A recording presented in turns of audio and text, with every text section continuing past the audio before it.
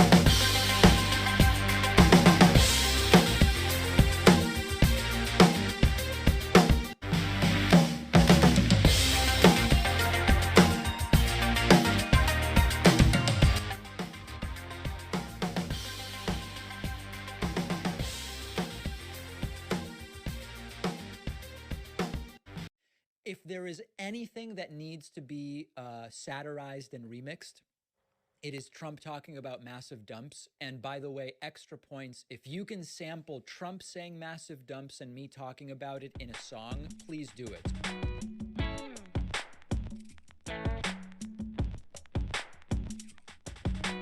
Dumps. Big massive dumps. Dumps. Big massive dumps.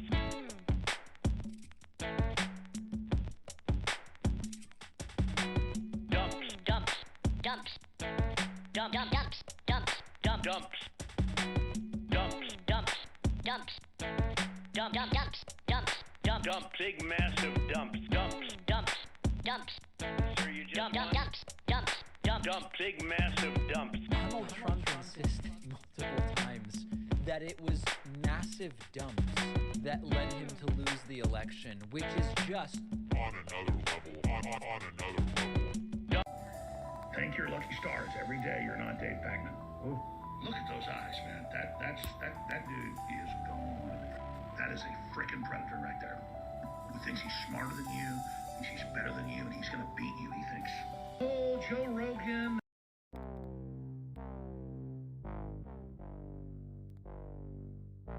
Trump was doing this with his personal toilet.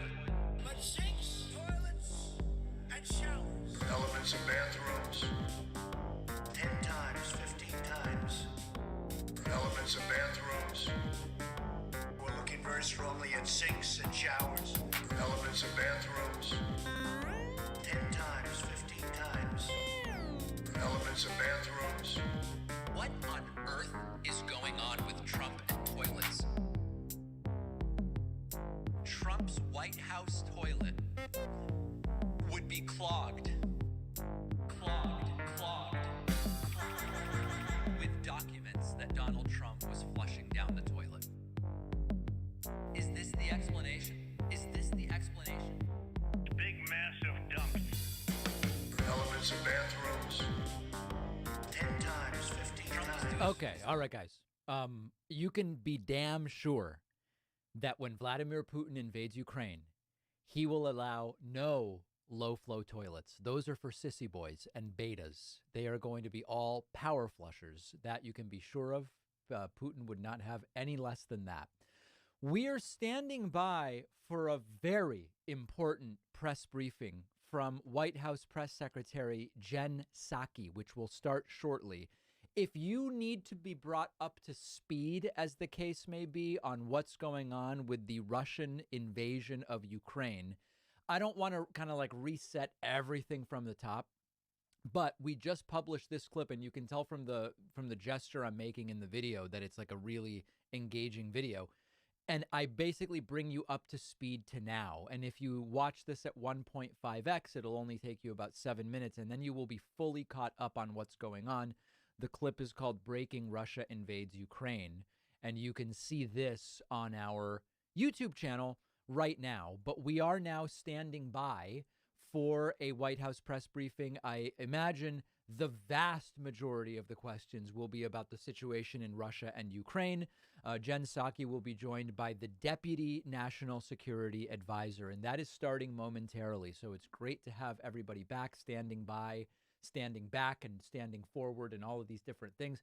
We have an incredibly powerful super chat from Joseph Dinzies, who says, "Hey, David, love from Ukraine. I have come over from Israel to support Ukrainian independence from Russian imperialism.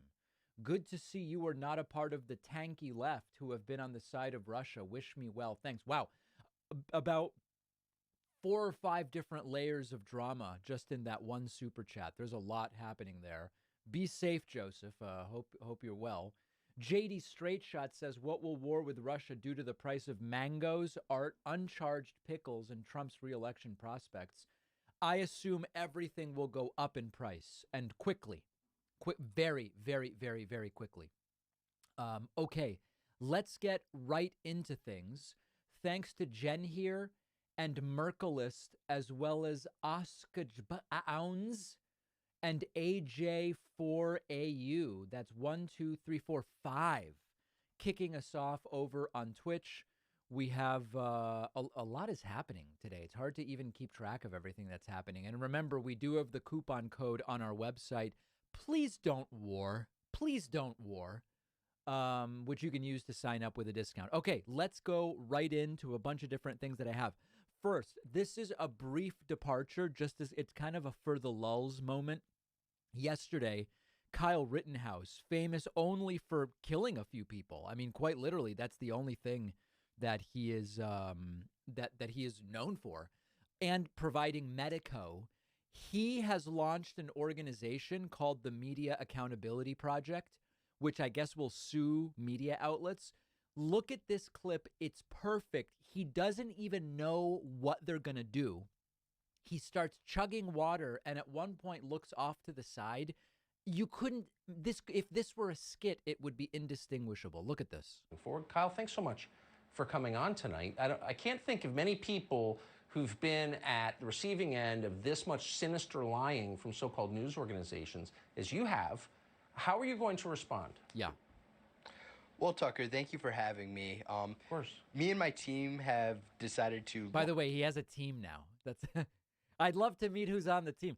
Something tells me, like, they don't exactly have Phil Jackson as equivalent as the coach, you know? Launch the Media Accountability Project as a tool to help fundraise and hold the media accountable for the lies they said and deal with them in court.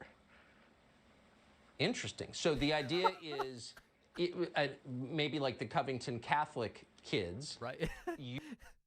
The water chug and the look to the side is just unbelievably perfect. So the idea is maybe like the Covington Catholic kids, you will be suing news organizations that maliciously lie about people who are in the news? Is that the plan?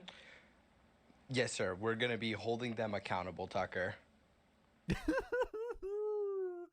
Tucker's as confused as Kyle. It's not clear that either of them know what they're going to be doing with TMAP. Do you... Someone's got to be taking advantage of this kid, right? Like, I mean, he doesn't have any idea what they're doing. He just has no clue whatsoever what it is that they've launched. But they're certainly going to be holding the media accountable. Thanks to Steven Sirk, who just signed up on my website with the coupon code Obamna. Obamna. You were new member number 6 today. I really appreciate that. I also want to say thanks to NZN8 for the Twitch Prime subscription. You are number 7 today, and I really appreciate that as well. I appreciate everybody. More super chats coming in. Shekels Mac says only Obamna. Patrick Riley says you can't get mini dills in Massachusetts. Never mind your bag of mango. Mini dill pickles? I don't know. Growing up in Massachusetts, we had no shortage of dills. That's for sure. Oh, also thanks to Irie Man for gifting somebody a sub over on Twitch. I really do appreciate that. Okay, let's continue as we stand by here. Here is just a brief sampling of what people in Florida who favor the Don't Say Gay bill are saying. I, in all seriousness, maybe don't let kids see this. Okay, here's a sampling of some of the defiant and principled support for the Don't Say Gay bill. Children in kindergarten do not need to hear about 100 different sexual orientations, sexual preferences in reality, and gender identities. Our children are not and should not. Oh, God, she had to be from Boston. Dear God, what is she doing down in Florida? Gender identities. Our children are not and should not be part of a social experiment. This can only be known as indoctrination. Should teachers tell children, pick a gender, any gender, you'll be happy? Do we say lie, cheat, kill, steal, you'll be happy? NLBGQT issue. All right, welcome to the stream. NLBGQ. Just a quick update on. You guys be careful there, okay? That's I don't want to say on everything that's going around, but on some the major highlights. I put them in chat, but I didn't format it correctly, and I don't want to do it again. So, but basically, the big headlines of the day is President Putin has officially recognized Ukrainian regions of Donetsk and Luhansk as independent states. Shortly thereafter, he signed that in a declaration. Shortly thereafter, Russian troops started moving into those two regions. With the under the guise of helping to liberate the Russian citizens of that area from the oppressive Ukrainian people, which is 100% bullshit. But that's the pretext that they were going for. That we've been those are some looking of the out people for who apparently. want the Don't So Say Gay we're. bill. And they are very much. That's now, where we're at on that. Was she in favor President or Biden NLBG had a big speech earlier, and he came out and said, "We're freezing all your assets." I'm paraphrasing here, but essentially they're going to be freezing all you should have a coupon all of code the Q4, financial assets of pretty much everybody in Russia that uses Western markets. They're no longer able to use Western markets, so all that money is shut down. And I believe that includes the Asian. Actually, I don't think that includes the Asian markets, but probably just the Dow Jones, Nasdaq, and those S&P, the big ones. Sutton just signed up with the code. So those sanctions have been imposed, and also Germany announced that they would be suspending the Nord Stream 2 pipeline, natural gas pipeline from Russia to Europe, which was going to be a major project and bring in a lot of money to Russia and a lot of energy into Europe. But this was one of the things they said from the beginning, that they told Putin to say, if you're invading, you're gonna lose this pipeline. He invaded and he lost the pipeline, so it's a good representation of modern day FAFO, and hopefully then once the once the money sanctions start really hurting, that'll convince him to get out and stop all of this. But the pessimistic side of me is saying that ain't gonna happen. That they'll find a way around it, or somehow the money won't be an issue. They'll get it from somewhere else. I don't want to say who, China, but they'll get it from somewhere else, and these sanctions will not be as effective as they need to be. There's been a lot of troop movements, both U.S., NATO, and UN troops are moving around the general area. There's no confirmed reporting of any non-Ukrainian troops inside of Ukraine, other than Russians. Ukraine is not a part of NATO. They're not planning to be a part. Well, they would like to be in a perfect world, I'm sure, but practically speaking, they're not. They're not a member of NATO, and they're not. They're not under the NATO pact. However, they are a friendly country, and Russia is a big bad boy. So. I know gonna get dragged into it one way or the other, unfortunately. But uphold the People's Republic of Donetsk and Lugansk. A lot of information coming in, so I'm still trying to trying to piece together what the big ones are. That's the big stuff of the day. There's so if you take a look at the stream, the map up in the corner, that's a live map of from so Ukraine interactive map. Each of these little incidents is or each. Well, I can zoom in a little bit and I'll show it right here. So each of these little they're a little explosion icon. So Joint Forces Operation 84 ceasefire violations yesterday. 2 Ukrainian servicemen killed and 18 wounded. So that's the up to date. Let me refresh this real quick just to show that it's up to date. Yeah. And then all right. So here's the you're really falling off, bro. I'm a right winger, but I used to like your moderate takes. I can't listen to my takes. Can't listen to that while I'm trying to talk. So here in the south, you got Crimea. This was annexed in 2014 by Russia because of the deep water port in that area. So Russia took that over. Russia's got people there. All this red area is I don't think it's a no-fly zone. This is just the area. This is like Ukraine's borders that we're focusing in on. So as you can see, the majority of incidents are happening along the western front here. This is all in Ukrainian, so it's a little hard to. Well, they're Ukrainian language and English, so I'm getting familiar with the layout here of how it's going. Okay, and then if you click on these, it goes over to the story. So we've got fires burning at a power plant 6 hours ago. This is pretty up to the date on the big things. So we'll just go over the last couple updates on this. We got a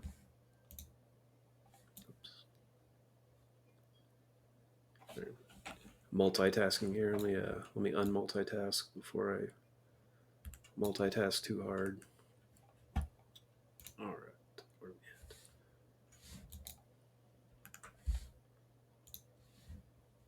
at? Sorry, I normally stream World of Warcraft, so I'm kind of playing catch up here on all the making a different stream into something better. Just ignore the bottom left one for right now. I'm going to hide the chat. Anytime you refresh it, the chat pops back up, but actually no, you can't even see it from there. That's good. All right, so this is live from Ukraine, and this is in Kiev. This one is at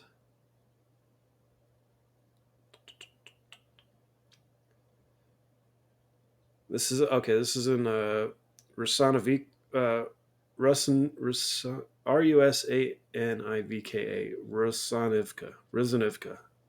It's a man-made island residential neighborhood in Kiev. So that's what this cam's at. This one is just some random one of a marketplace in Kiev somewhere. Local time Kiev is 11:16 p.m. And then we got the map. All right, so back to the map over here. The red areas, there's other stuff. I mean, there's stuff going on all over the place, but these are the big ones. So I don't want to have. I mean, I can't have the way that this is sized, and I mean, there's a massive sea right there, so it's kind of hard to do it. We'll just stick to the mainland for right now, unless something kicks off big time in Crimea region. So yeah, there's a whole lot of stuff going on. So we got an hour ago, military convoy filmed in Bile. I think that's Bile. It might be Bile. I don't know. American pronunciation is Bile. Let's check the video out on that.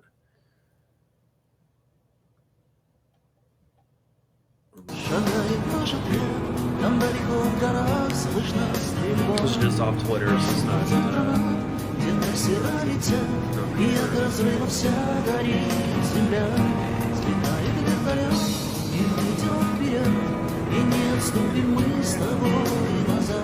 Never good to see tanks on the road.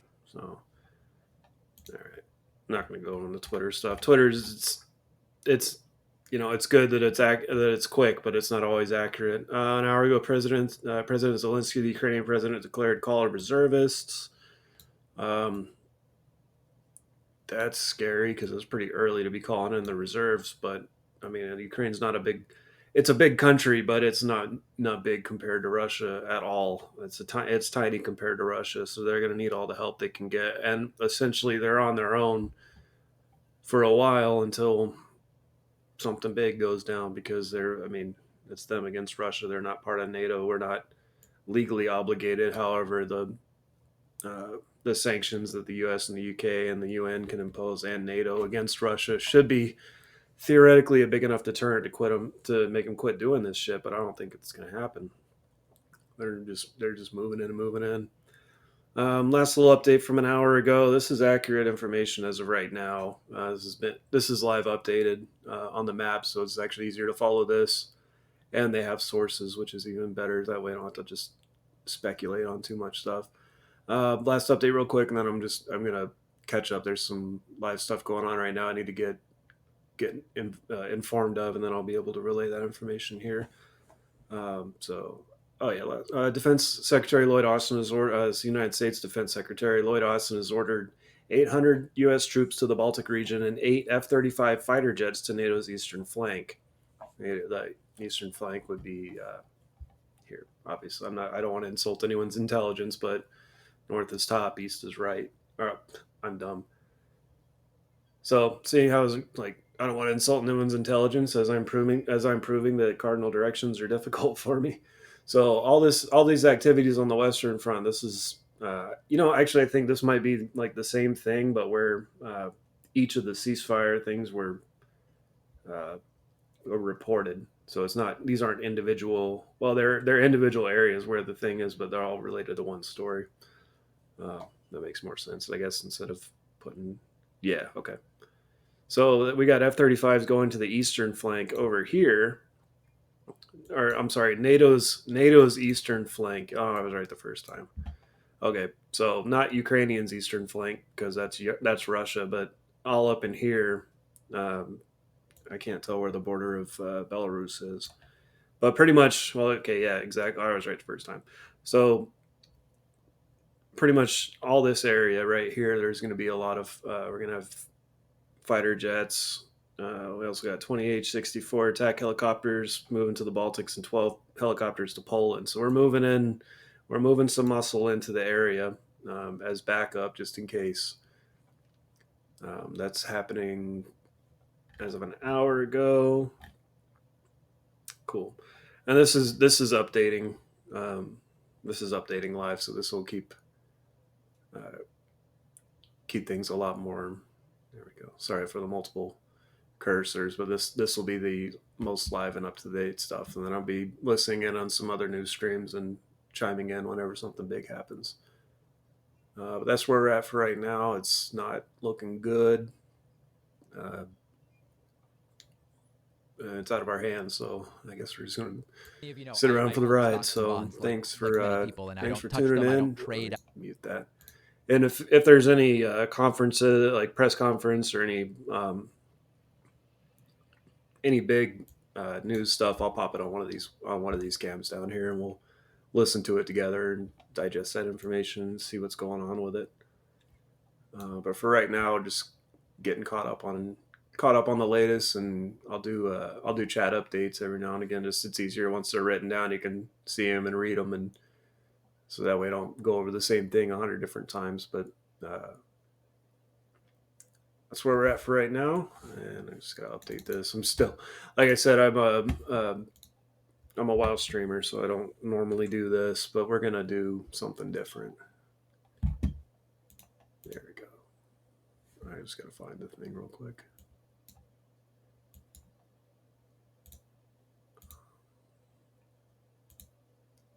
There we go.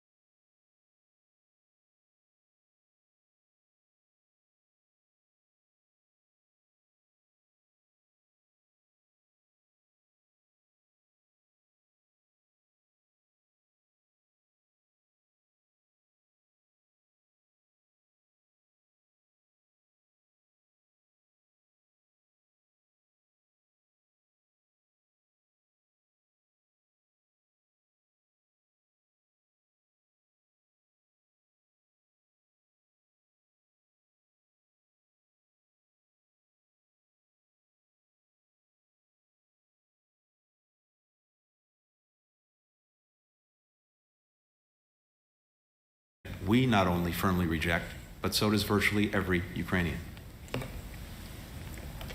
I can only reiterate what Secretary just said on NATO. NATO is a choice of the people of Ukraine. No one but Ukraine and NATO will decide on the future of our relationship. And it has never been about NATO for Putin. It's just an excuse. Even if we do nothing, President Putin will find a reason to accuse us of doing something.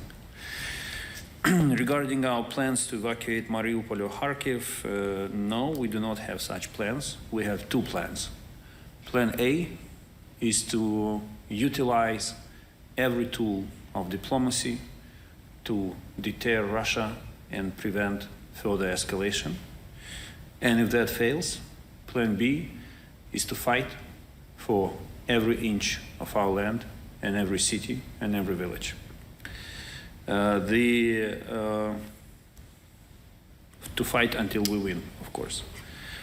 And about the list of extermination, no, we haven't received it officially. But I wouldn't exclude that such a list can exist. We'll turn to Olga Koshelenko from 1+1 Media. Good afternoon, Mr. Secretary of State. From your perspective, is Budapest Memorandum rather alive or dead? And do the United States recognize any legal obligations under it? And quick follow-up to Mr. Kuleba, what actions do you expect from partners to be taken under Budapest? Thank you. Good question.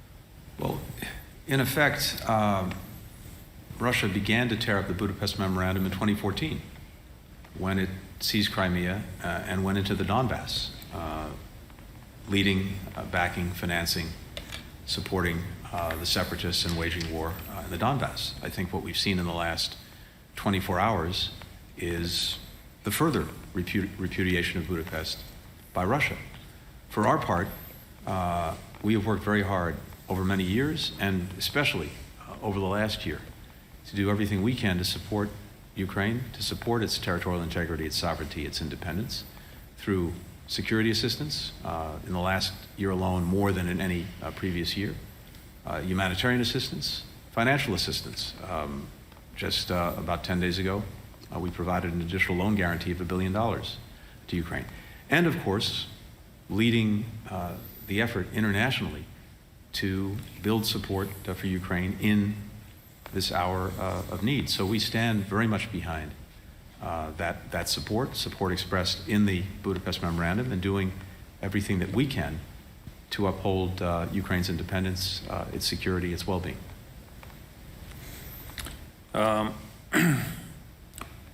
Budapest Memorandum is not a collective defense treaty. So the truth is that no one promised us that they would fight for us if we are attacked. This is not the subject matter of the Budapest Memorandum. But this document was concluded on the premise that, first, countries who provided security assurances to Ukraine will themselves not use force against us. And second, if that happens, they will do their utmost to stop it. So this is exactly should be the subject of the consultations that Ukraine has initiated recently. Countries who belong to this legal and political field space created by the Budapest Memorandum have to come together and reach an agreement on which specific action can they take to protect Ukraine. We understand that one of the signatories of the Budapest Memorandum is Russia, right, who, as Secretary Blinken rightly said, violated all possible international documents and agreements. But this does not waive other countries of their responsibilities to do their best in order to help Ukraine. Ukraine is a country that exists in a security vacuum. This is true. Our security guarantees are Ukrainian army and Ukrainian diplomacy. But we realize that.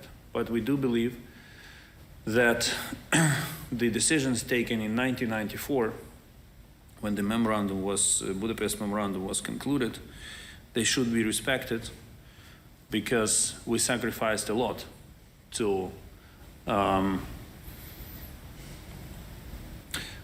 make a long story short, we did a lot to strengthen global security by abandoning our nuclear arsenal. That was a huge contribution. And we expect, on the principle of reciprocity, an equally huge contribution to ensuring Ukraine's security. Ben Hall, Fox News. Thank you. Thank you very much both for this today. Foreign Minister, there is a suggestion that what we've seen so far is a minor invasion, that there's more to come, and so it only warrants sort of lesser US sanctions. I wonder if that is your read as well. And also, you and President Zelensky called for tough sanctions to be placed on Russia before the invasion. You said this would happen. If not, it has happened.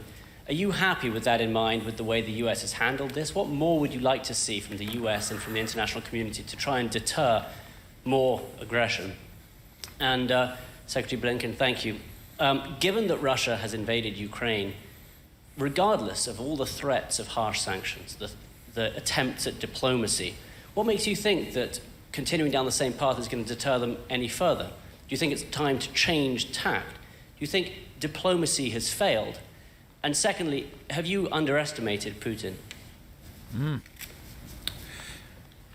First, there is no such thing as minor, middle, or major invasion. Right. Invasion is an invasion.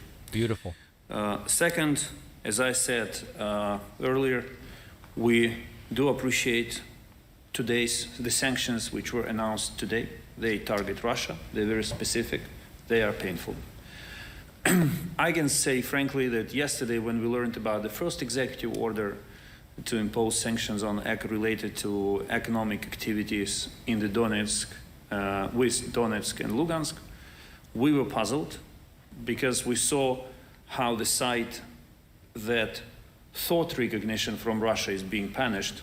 Right. But we didn't see how Russia, who granted its recognition, is our punished. Analysis yesterday. But we saw it today. Right.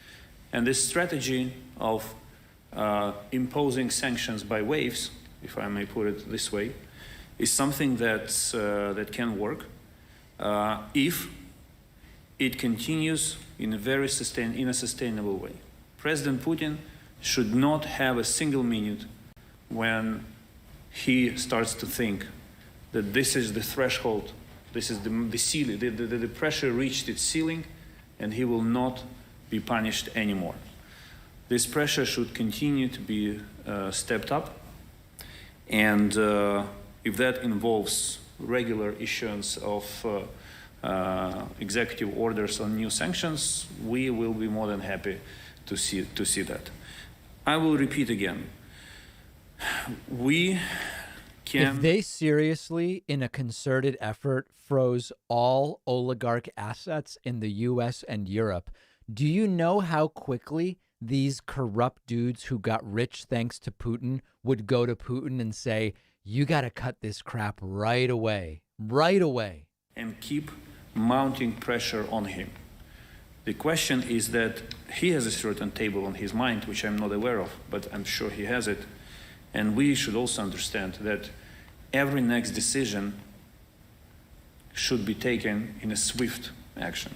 And we saw 2 executive orders issued by President Biden within, less than 24 hours. This may be the dynamics that will have to be upheld if Russia continues to escalate. And it was encouraging to hear from Secretary a very simple sentence: if Russia escalates, the United States and partners will escalate sanctions. This is exactly the rule that has to be followed. And yes, we did believe that it would be helpful for some of sanctions, not all of sanctions, but some of sanctions to be imposed before the invasion begins as a preemptive measure for what Russia had done before. But this question becomes obsolete now, and we have to focus on a different strategy, the one that I just described. Ben, it's hard for me to improve much on my friend Dimitro's answer. I'll just add a couple of things. First, all along we said that we were pursuing two tracks.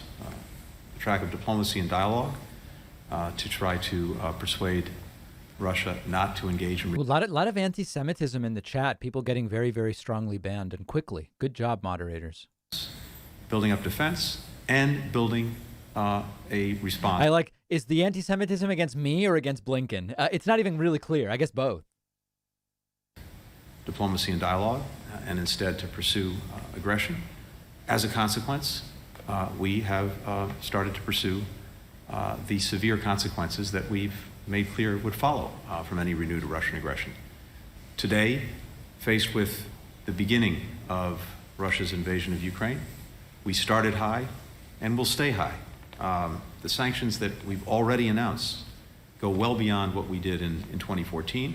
Full blocking sanctions against two of Russia's largest financial institutions, VEB and the military bank. These institutions hold more than $80 billion in assets. They provide key services that are critical to financing the Kremlin and Russian military. Right. We have comprehensive sanctions against Russian sovereign debt. What that means is that we're cutting off the Russian government from Western financing. Sanctions on elites and family members, and as promised, as we said all along, Germany taking action on Nord Stream 2. And to repeat what Dmytro just emphasized, we've also made clear, we're making clear today, that if Russia continues to escalate, so will we. And of course, it's not only the sanctions and other measures of that nature that are being taken.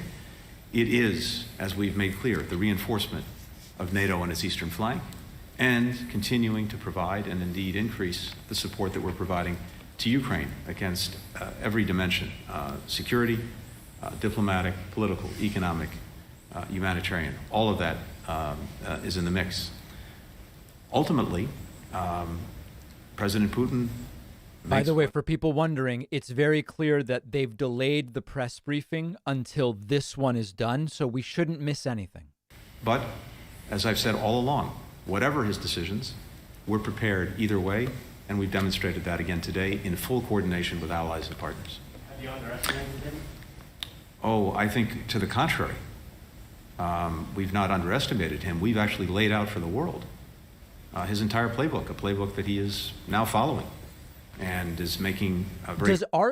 Does RT still exist in English? Like, what are they... I haven't even come across anything from RT in years. Are they doing Putin apologia, or like what's going on RT? Putin all along. We'll take a final question from Dmytro Anopchenko from Inter TV.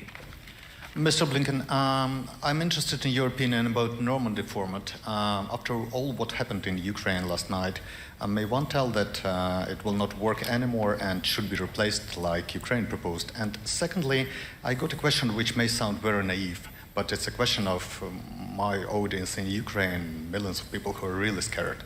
And if any one of them will be on my place, they will ask you, if Russian troops will move forward, or if they will start intense artillery fire hitting Ukrainian territory, on your understanding, what will happen next, and what will America do? Thank you. With regard to the Normandy format, I think the question is best directed at President Putin. Right. As far as we can see by the actions that he's taken, he's rejected it. And he's torn up, in effect, the Minsk agreements, which the Normandy format was designed to advance. So if Russia is at all serious about resolving the conflict that it created in the Donbass, pursuant to the agreements it signed, the Minsk agreements. Okay, in the chat, let me know, does this entire thing last more than 3 weeks?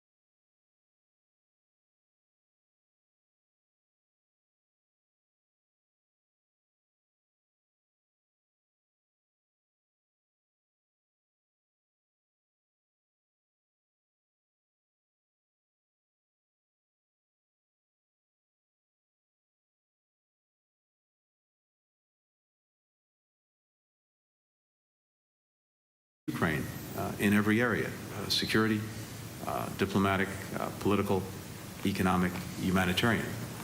All of that will follow. And again, I repeat what I've said before, if and as Russia escalates, so will we. Thank you, Mr. Secretary. Thank you, Mr. Minister. Thank you, everyone. All right, at the height of tensions between Russia and Ukraine, that ongoing invasion and the sanctions that President Biden announced just a couple of hours ago against Russia, mainly those two major financial institutions blocking all financial ties with the West, trying to put the pressure on Vladimir Putin to do something as tensions escalate. We were listening there to Secretary of State Antony Blinken alongside the Ukrainian foreign minister. The biggest news to come out of there is Blinken now saying that his meeting with the Russian foreign minister, Sergei Lavrov, in Geneva this week is off. He will no longer meet with him. ABC's Elizabeth Schulte has been listening along with me as we followed that briefing. Let's talk about the significance, Elizabeth, of this, this had been planned for quite some time, but as we heard after meeting with the Ukrainian foreign minister there and seeing what has happened today with regard to no pullback on behalf of Russia, now Blinken will not have that sit down with Lavrov. That's right, Kira. Blinken made very clear here that Russia is not pursuing the path of diplomacy. It is going down this path of aggression. So that we know that Foreign Minister Sergei Lavrov had been set to meet with Secretary of State Blinken on Thursday, but that meeting was always contingent on Russia not having a further invasion of Ukraine. And essentially, the White House, the State Department, U.S. officials, NATO allies are all now acknowledging that there was a further invasion. And in this scenario, it does not make sense to have this diplomatic effort. Secretary Blinken said very clearly, we're not going to allow Russia to continue the pretense of diplomacy while they are engaging on this path toward war. So these were harsh words saying it is very clear that the escalation, the aggression is happening. While we don't want to say that diplomacy is completely dead here, he was asked, is the diplomatic effort done altogether? He said, at the pace that is going right now from Russia, it just isn't happening. It is not going to continue. However, he did say we will be open-minded if Moscow does decide to change his mind. But all signs right now point that it is going in the opposite direction toward more escalation, Kira. You got to keep that pathway open to diplomacy if, by chance, a Hail Mary is thrown, and it can indeed happen. At this point, doesn't look like it. Meanwhile, the president talking about sanctions, harsher sanctions today toward Russia. Update us on where we stand right now on those.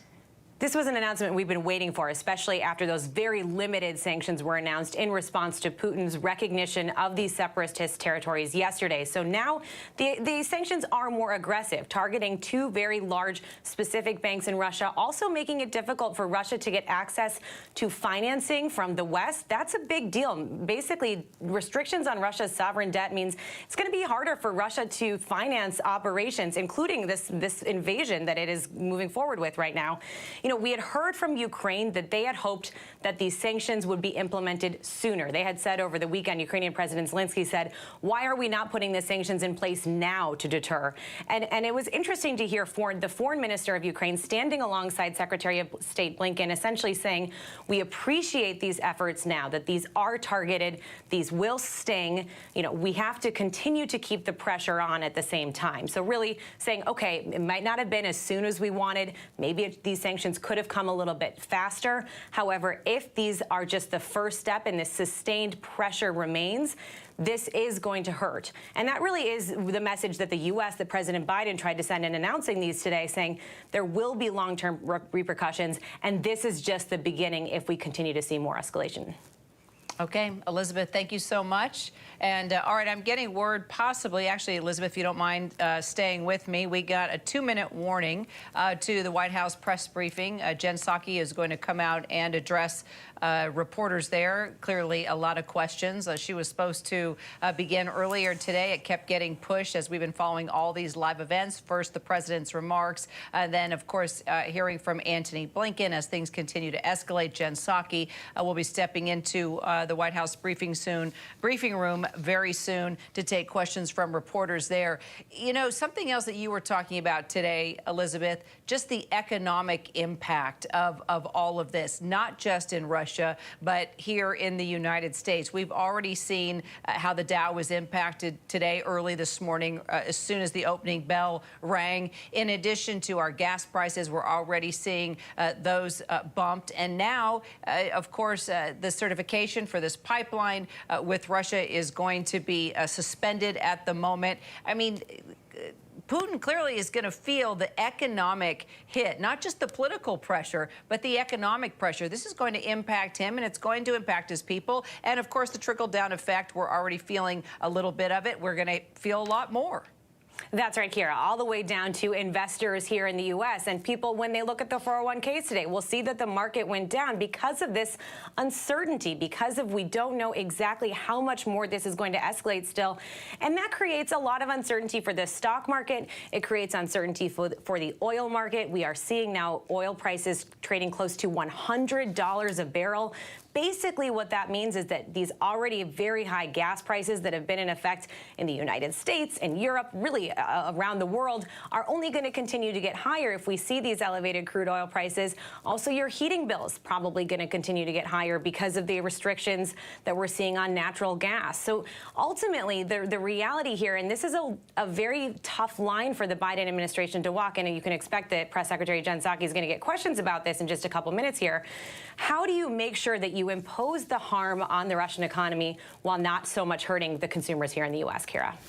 All right, let's get straight to Jen Psaki. Thanks, Elizabeth. He's going to give some brief remarks at the top about the sanctions announcement today. He has a hard out, so he's only going to be able to take a few questions today, but we're grateful to have you here. So I'll kick it over to you.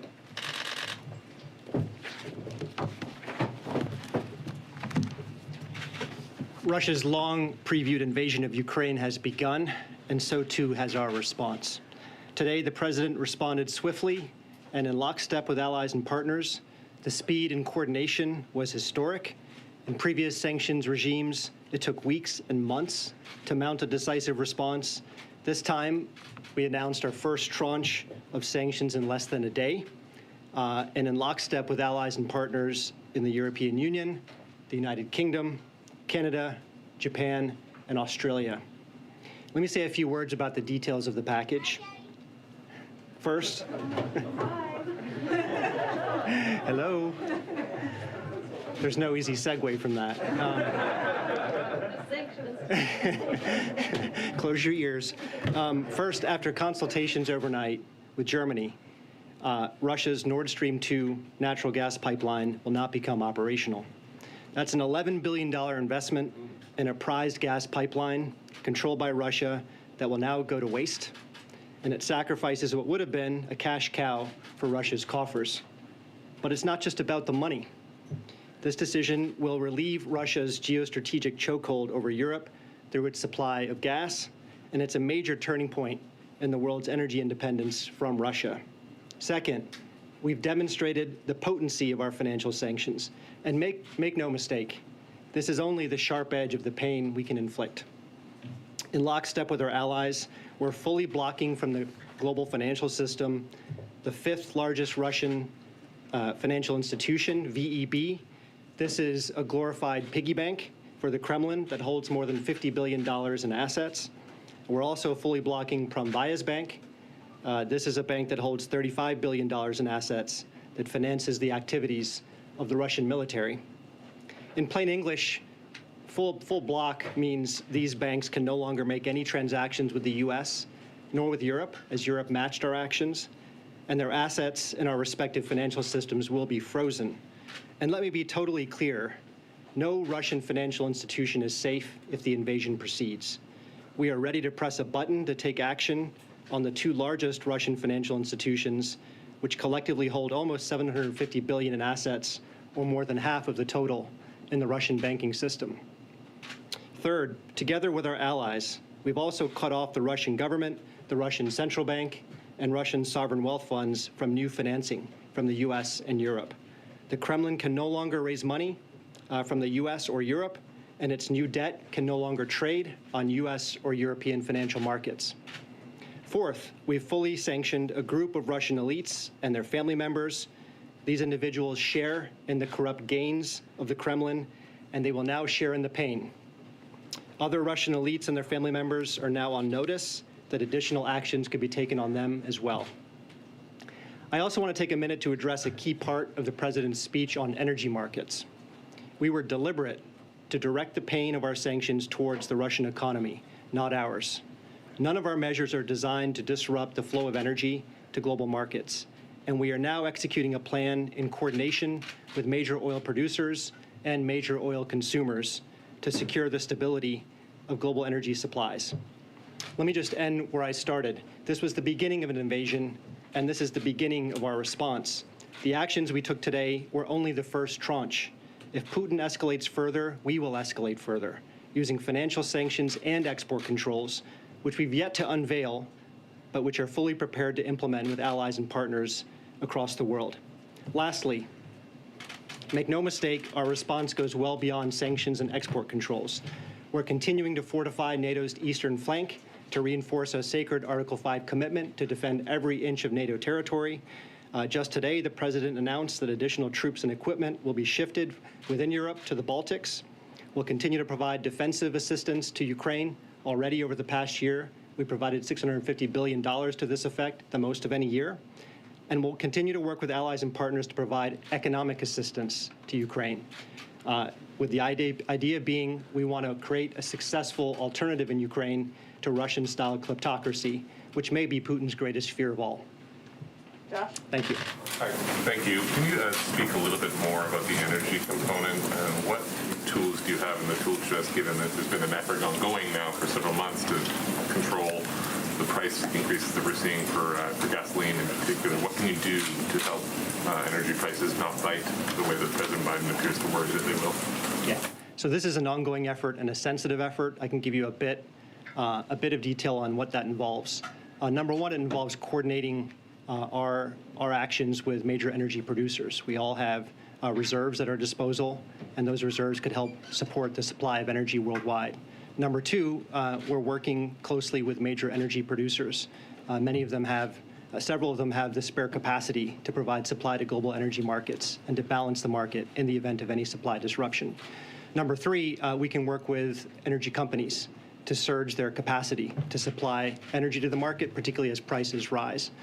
And number four, we can be very clear that if President Putin weaponizes energy supply, it will be met with massive consequences, and it will only accelerate the diversification of Europe and the world away from Russian energy. Can you speak quickly to the decision to what seems to be delinking the sanctions? Initially, the president was signaling if there is an invasion or a further invasion, that the sanctions would come full stop, one swoop. Now we're seeing sort of more of a tit-for-tat approach. You're warning here today that if President Putin goes further, so will the sanctions. Can you walk us through that process at all? It seems like the U.S. is now breaking its sanctions package into chunks, whereas the expectation had been that it would come all at once. Yeah, well, look, today's package is a severe action. I walked through the elements of it with Nord Stream, the financial sanctions, sovereign debt, and the elites. Number two, it's just the beginning. This was the beginning of an invasion. This is just the beginning of our response. But number three, and this really gets to your question, I think, most fundamentally, no one should think that it's our goal to max out on sanctions. Sanctions are not an end to themselves. They serve a higher purpose, and that purpose is to deter and prevent. They're meant to prevent and deter a large-scale invasion of Ukraine that could involve the seizure of major cities, including Kyiv. They're meant to prevent large-scale human suffering that could involve tens of thousands of casualties in a conflict. And they're meant to prevent the installation of a puppet government controlled by Moscow that subjugates the will of Ukraine and prevents the people of Ukraine from choosing their own destiny and setting their own course. That's what this is all about. What's it going to take to target Putin directly? I'm not going to telegraph exactly what it would take and under what circumstances that would occur, but no option is off the table, as the president said. But the EU president said today this is the most dangerous moment in European security in a generation. So if not today, when? What? Look, as I say, we mounted a very significant response today. We can escalate that response further. There are a number of actions we can take using financial sanctions, export controls, fortifying our eastern flank. helping Ukraine defend itself, helping each other deal with the costs and consequences of Russia's invasion, and most importantly, having a shared confidence among allies in our way of life, our economic model, our political model. If Russia wants to sequester itself from Western technology, the Western economy, and from Western financial markets, that is a bad strategic choice for Russia. But we're going to step up in solidarity to advance our values and principles. Thanks. You mentioned that sanctions are meant to deter and prevent, but the fact of the matter is the sanctions you're announcing today and announced last night did not deter or prevent Russia's actions yesterday and over the weekend. What gives you any confidence that the remaining sanctions that haven't been imposed yet can deter or prevent a further Russian invasion and aggression in Ukraine? Well, look, it's day one, and President Putin has choices to make. We have choices to make. Our job is to manage risks and to impose consequences for a further escalation of this conflict by President Putin. We can do that through financial sanctions. We can do that through export controls. We can do that through fortifying NATO's eastern flank. We can do that through providing defensive assistance to Ukraine. We can do that by being prepared for any energy market impact that occurs from Russia's choices. Those are the choices that are within our disposal. And let me just take a step back and talk about sanctions. You know, we have principles that matter in terms of how we design a sanctions package. They need to be powerful enough to demonstrate our resolve and the capacity to impose overwhelming costs. They should be calibrated such that we can maximize coordination with our allies and partners. They should maintain flexibility so we can escalate or de-escalate depending on what Putin does. They should be responsible so that we avoid unwanted spillovers to the U.S. and global economy. And they need to be sustainable. They work over time, not on day one. We just got to do the last one. Okay, can you tell us why Putin himself was not sanctioned? I know you tried to explain it because what you are doing is like... You got a question last week, so we're just trying to diversify it a little bit. I just wanted to clarify. Simon, can you let Weijia ask a question? Thank you. Go ahead, Weijia. Thank you.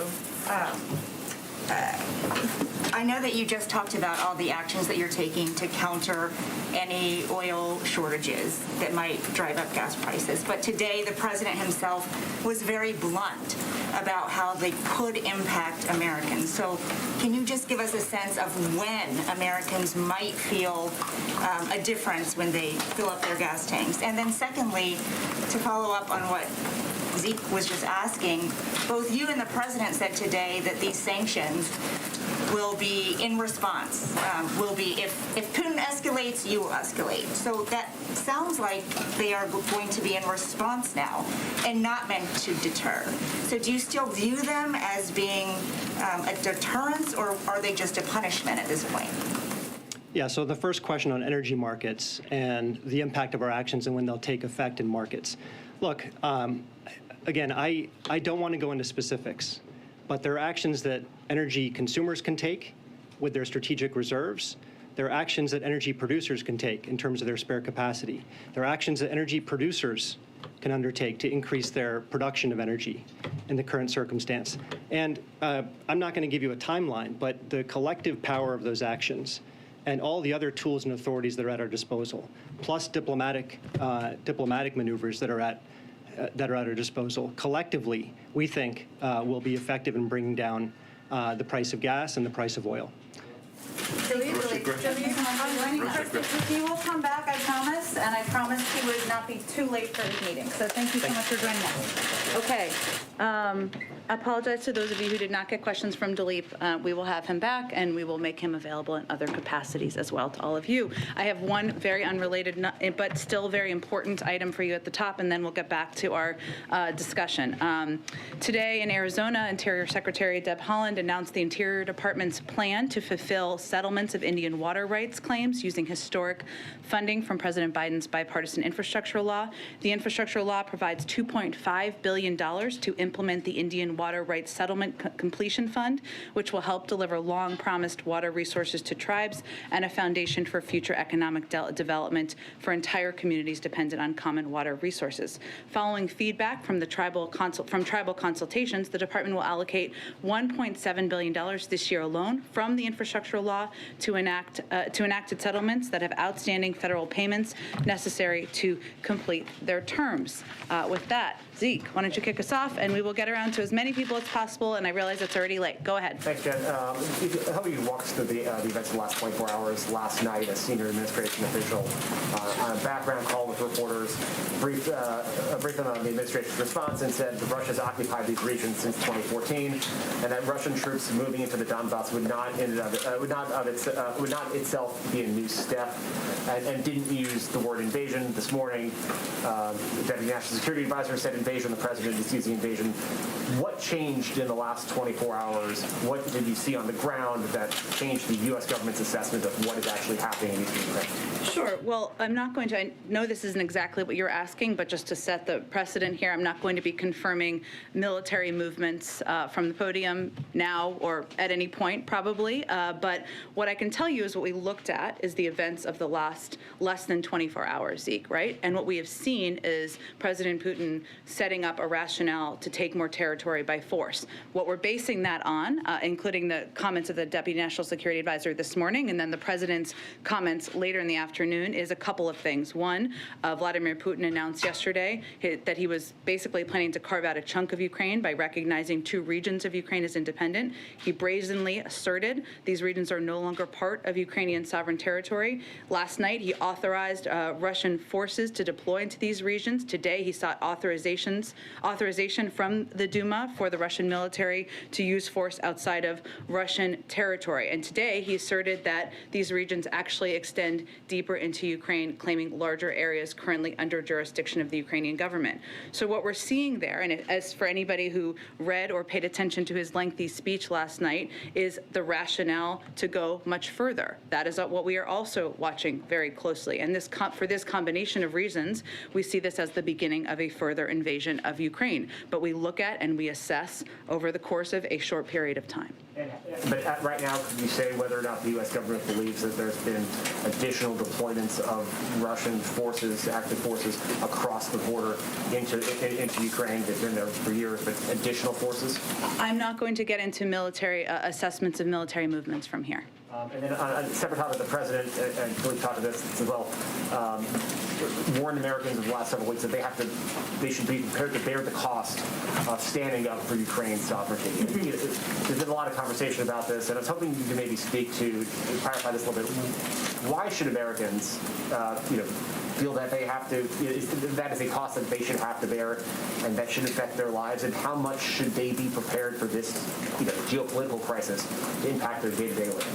Well, I think what hopefully the American people who are tuning into this or have been tuning into this will see is that the President of the United States and his entire national security apparatus have been rallying the world and standing up against the efforts of Russia to invade and carve out a chunk of another country for their own. And that is, the world is standing with the United States against the actions of President Putin. Now, why does that matter? I realize that's what you're asking me. Why does that matter to the American people? That should matter because that is a fundamental value that we as a country stand up for, and we stand up against that type of action. That goes back to World War II, and we have repeatedly throughout history been leaders in the world in rallying support for any efforts to seize territory from another country. When the president spoke to the American people last week, it was very important to him to be very direct and clear and straightforward with them about what this could mean as we looked to what the impact of an invasion could mean and also what the impact of sanctions could mean. And the fact that standing up for values is not without cost, including in this case, including potentially in this scenario. Now, as Dileep just conveyed, what the president has said to his national security team is he wants to leave no stone unturned. He wants them to take every step possible to tap into the resources of global suppliers, to present to him any option that will reduce the impact on the American people. And even as he's looking at sanctions, he is taking that into account. But this is about standing up for American values and he wanted to make clear to them what impact that could have. Go ahead. Thank you, Jen. Given what Secretary Blinken just announced about his meeting with Lavrov on Thursday, is a summit between the president and Putin out of the question now? Well, we're never going to completely close the door to diplomacy, and I don't think the Secretary of State did that either. But just to build on what he just said, diplomacy can't succeed unless Russia changes course. And as he said, it wouldn't be appropriate for him to have a meeting with his counterpart at this point in time, Foreign Minister Lavrov. And it was always intended that any engagement with President Putin would follow that. So at this point, that is certainly not in the plans. And what would it take to get that conversation back to the table, to reconsider a meeting between the two leaders? Well, de-escalation. That's what it would take. How do you define that? De-escalation means moving troops. It means de-escalating from what the steps they continue to take on a daily basis appear to be. And then a second topic quickly. Yeah. How many Supreme Court nominees has the president interviewed by this point? That was a wink. I appreciate your question. I understand, Weijia, why you're asking. We are, of course, a very short period of time away from the end of the month of February. The president has not made a decision about who he's going to nominate, but I'm still not going to get into details about the internal process. More to tell soon. Go ahead, Peter. Thank you, Jen. The president said in the spring that Pentagon generals had briefed him that the greatest threat facing America is global warming. Is that still the assessment now that we are facing down a potential cyber war with Russia? Well, let me first say there is no, we are always prepared for any threat that any outside entity or country poses to the United States that relates to cyber or anything else. There is no current pending threat as it relates to cyber. In terms of the threats you're touching on, that was a briefing from the military, so I'd point you to them. And so, as far as anybody watching who's seen the coverage, it's very, at times, distressing images of Russian military movements. The number one threat facing the country right now remains global warming.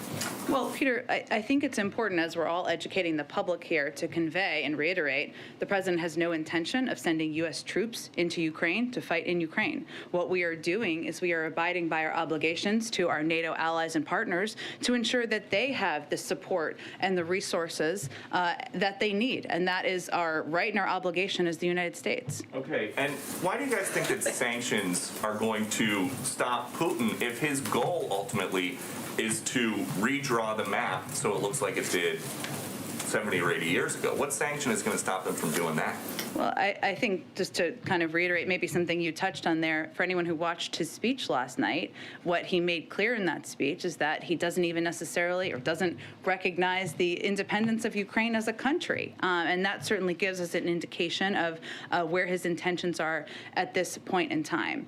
Sanctions can be a powerful tool. They have been in a lot of moments throughout history, and what we view them as or how we're viewing them, as we're starting high, as Dileep just conveyed here, in terms of the significance and the severity of the sanctions that were announced today.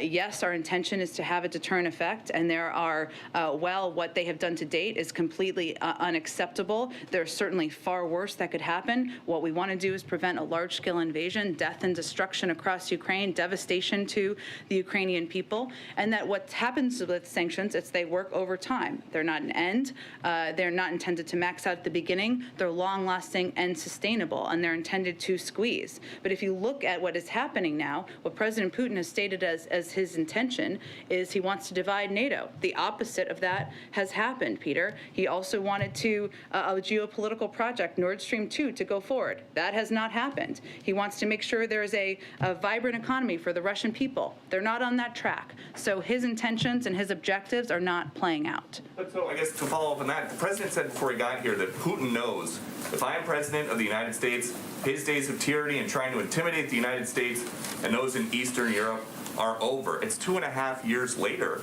He is intimidating the United States and those in Eastern Europe. What happened? I'd hardly put it that way. I would look at it actually from the prism of the United States, and President Biden has rallied the world, rallied Europe to stand up against the efforts and the actions of President Putin. And we've laid out very clearly exactly $4 gas, $5 gas, however how you guys think it's going to go, something like that. is not intimidating. You asked me if we were intimidated by President Putin, and I think the evidence of that doesn't exist. Go ahead, Kristen. Thank you, Judge. If I can try one more time on sanctions. Yeah. The president of Ukraine on Saturday called on the United States and its allies to impose the toughest sanctions. And as all of these questions suggest, President Putin doesn't seem to be deterred at this point. Why not choke Russia out financially right now as a way to try to stop him? Well, here's how our national security team looks at sanctions. It's a very good question. I think it's actually a different one than what was asked.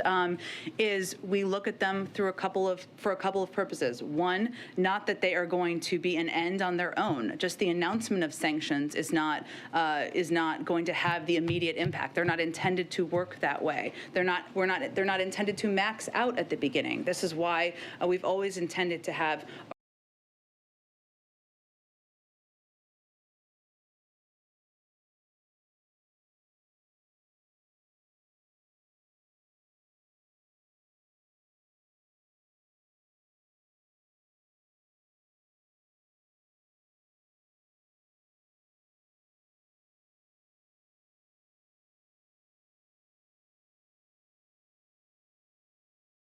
Just gonna have the audio muted here for a little bit on the White House stream. Getting caught up on another stream, and I'm hearing both of them. It's a little distracting, but we got the closed captioning, which is pretty accurate on there. So let's see. We'll see what's going on here in a minute. Just had to AFK to make some dinner there. Right. I'm gonna turn my cam off while I'm eating, so nobody has to see that. But everything's up to date. All right. Actually, let me do this. Just quick refresh of all the feeds here just to make sure that they're up to date. That one's good. That one's good. And this one.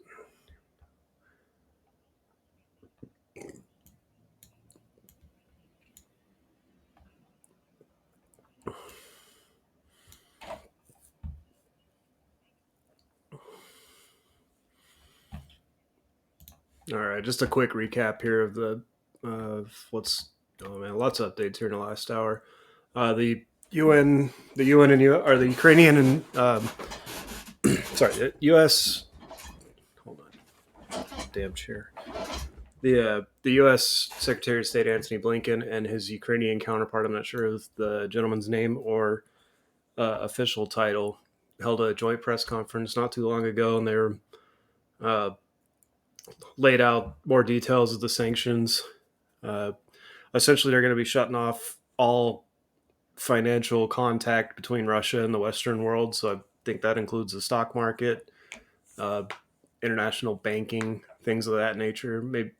I don't think it might not impact like Swiss banking and Cayman Islands and stuff like that. But any bank havens in the United States or any of the Western world probably are going to be a part of that. Secretary Blinken's update on that meeting they had planned for next week between the Russian Secretary of State and the American Secretary of State. They have canceled that meeting, and I sent a formal letter to declare that. Okay, an hour ago, to the extent we can do anything to avert a worst case scenario, end quote, including a potential attack on Kiev. We'll always pursue that, said Antony Blinken. He was asked that was his response to being asked about further diplomacy. And he says it's, in a nutshell, he's saying we're always open to it, but they got to act like they want it to, and by invading, they're not acting that way.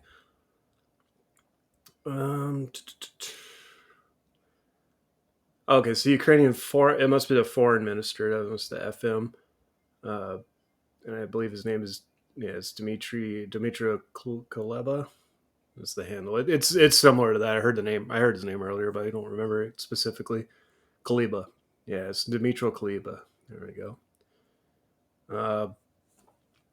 Saying that Putin attacked the world order by attacking Ukraine. He's not far off on that. He's not wrong. He also said they are asked if they have any plans to evacuate the cities of Mariupol or Kharkiv. They said they do not have any plans at this time. This is an hour ago. Plan A is diplomacy to avert war. If that fails, Plan B is to fight for every inch of our land in every city and every village to fight until we win. That was from the Ukrainian foreign minister. He also said our security guarantees are our army and our diplomacy. So they have a lot of faith in their own army, and their own defense force, and their own way of handling things, which is awesome because they don't have NATO, they don't have the UN. They're pretty much all on their own except for a assload of weapons that we gave them. And 10 minutes ago, this is a quote from Antony Blinken, or no, this is from Jen Psaki, the White House press secretary, saying, "We see this as the beginning of a further invasion by Russia of Ukraine." She's live right now up on the screen. I'm listening along to that on another screen as well, so we can get some accurate information. So we'll just go and see what she's saying, and then we'll go from there. But everything's up to date so far, so let's listen in on Jen Psaki.